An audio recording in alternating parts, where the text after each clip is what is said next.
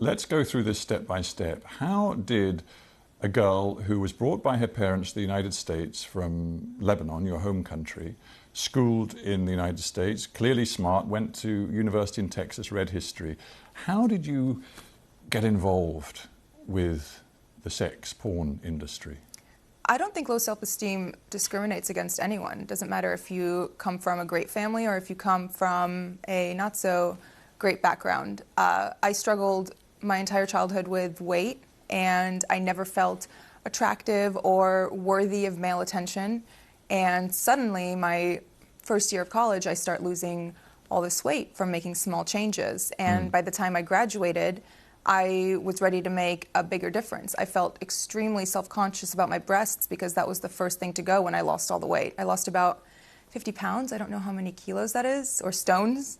Well, it's a considerable amount of weight. Yeah. It changed your body, it changed you physically. Completely. Yeah. So my biggest insecurity was my breasts. So I wanted to more or less go back to what they normally were.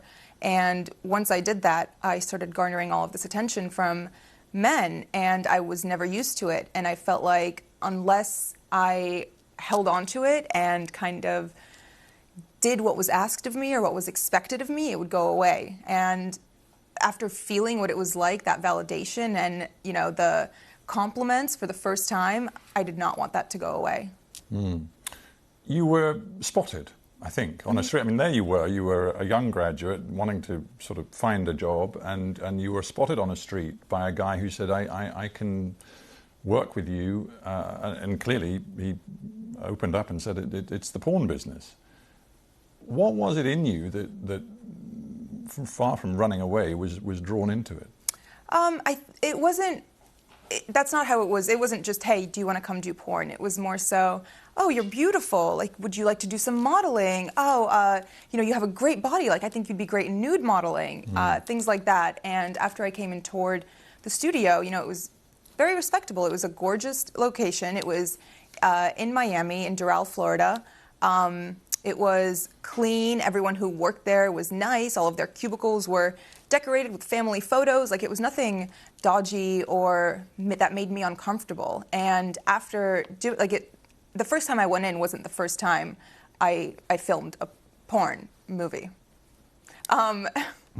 It was the second time. The first time was more so, do you want to do this? Like, sign the paperwork, et cetera, et cetera. These guys, they just saw you, frankly, as a money machine. Absolutely. But you still had no advisors, you had no lawyer, you had no nothing. So what 21-year-old has a lawyer on retainer? I'm just trying to get my head around how stressful this must have been, and whether even now, because you sit here so poised, and obviously a lot of time has passed and you've moved on, but do you think there is some sort of post-traumatic stress that is in you from this experience? Yes, and I think it kicks in mostly when I go out in public, because the stares I get, I feel like people can see through my clothes, and it brings me deep shame. It makes me feel like I lost all right to my privacy, which I did, because I'm one Google search away. Yeah. And those images you cannot expunge.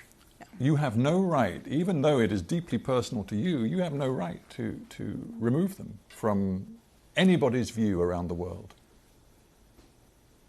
Yeah. It is very hard.